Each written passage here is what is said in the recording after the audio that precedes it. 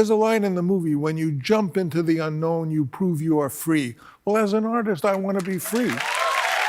So here you are, on one hand, is trying to aspire to really do something. On the other hand, you're not allowed to be pretentious. And finally you say, F it. Will it be commercially successful? Well, I mean, how do I know?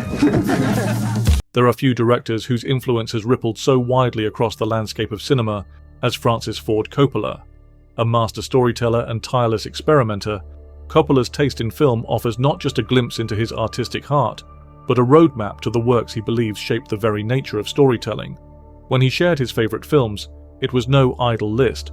It was a personal manifesto, a curated gallery of cinematic excellence. Here, counted down from 10 to 1, are the films Coppola holds closest to his creative spirit.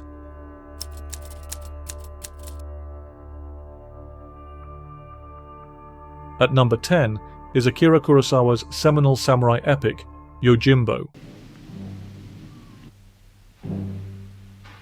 用心棒にどうだ腕は今見せる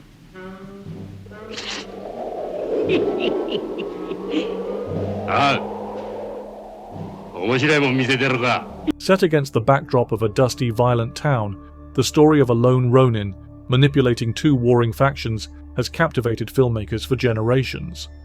For Coppola, Kurosawa represents the essence of cinematic storytelling, and Yojimbo, he once noted, demonstrates the power of a single man to change a corrupt world, armed only with wit and skill. The framing, the dry humour, and the elegant choreography of violence left an indelible impression on Coppola. One can detect echoes of Kurosawa's moral fables in Coppola's own conflicted heroes, from Michael Corleone to Captain Willard.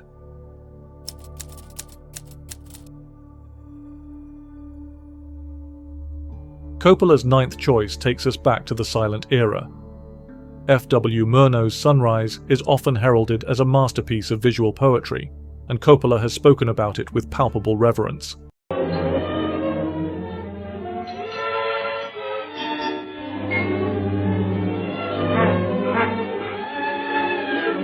Sunrise shows that cinema is a visual medium first and foremost, he said in an interview.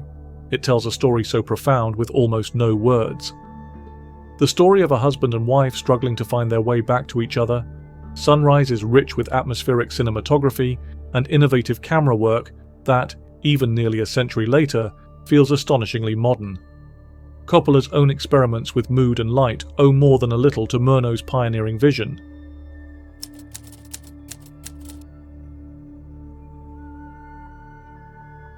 Occupying the 8th spot is a film of sheer unbridled joy.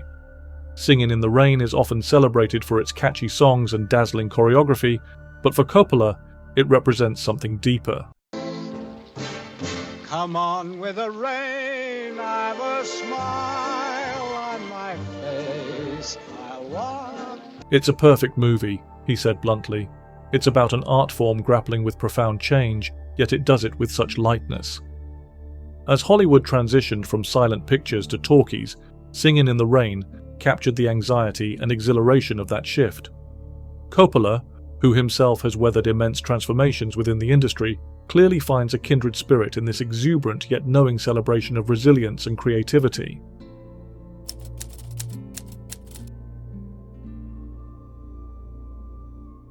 Few films capture raw human emotion with the ferocity of Martin Scorsese's Raging Bull. If you beat Sugar Ray, you'll get a shot at the title. You feel that way? There's no one else around who wants to fight me. They're all afraid. There's a lot of bad things, Joey. Maybe it's coming back to me. For Coppola, it is a film of fearless honesty, where the line between protagonist and antagonist is blurred to haunting effect. Raging Bull doesn't flinch, Coppola once observed. It shows a man destroying himself because he doesn't know how to love. Robert De Niro's transformative performance as Jake LaMotta, paired with Scorsese's searing black and white visuals, creates a portrait of violence, masculinity, and regret that Coppola has long admired for its courage and unvarnished humanity.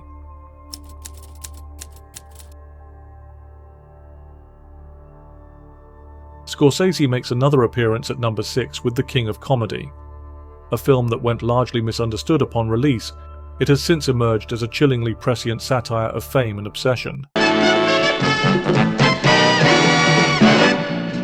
will you please give your warmest greetings to the newest king of comedy, Rupert Pupkin. It was ahead of its time, Coppola remarked. It saw where the culture was heading long before the rest of us did.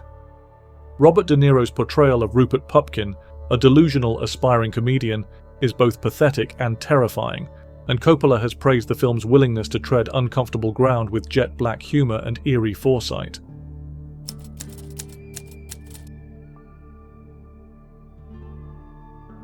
The midpoint of Coppola's list transports us to post-war Italy.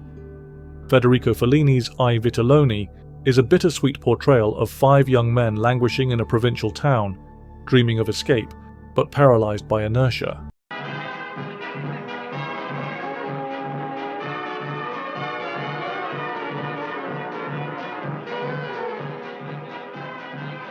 I, Vitilone is about that moment when you know you have to leave home but you are afraid to, Coppola said. Every artist knows that feeling. The influence of I, Vitilone can be traced through countless coming-of-age tales, including Coppola's own The Outsiders and Rumblefish, where the ache of yearning and the fear of change loom large.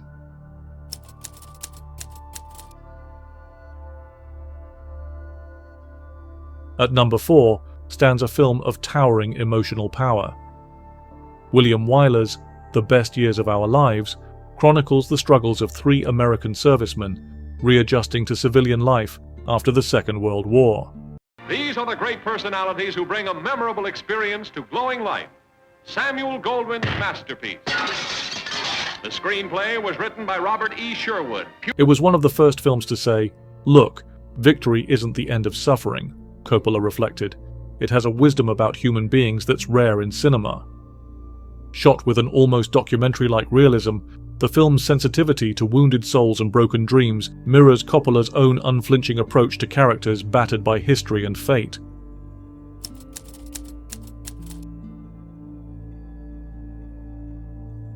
Kurosawa returns at number 3 with The Bad Sleep Well, a grimly elegant thriller about corporate corruption and personal revenge.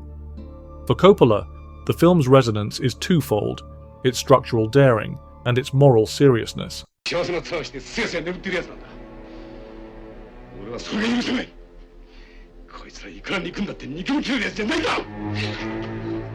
Hamlet reimagined in a modern context, Coppola enthused, and it's one of the bravest films about injustice I've ever seen.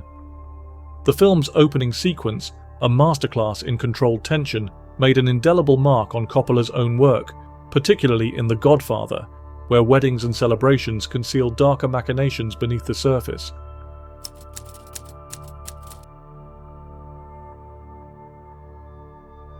Runner-up on Coppola's list is Andrzej Wajda's Ashes and Diamonds, a searing meditation on the moral ambiguities faced by a young Polish resistance fighter in the waning days of World War II.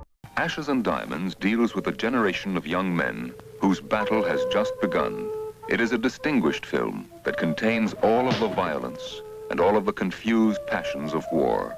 It's a film about impossible choices, Coppola observed, and it looks at heroism not as something grand, but as something painful and tragic. The film's iconic imagery, particularly the haunting barroom scenes, left a deep impression on Coppola, who often sought a similar fusion of myth and realism in his own narratives.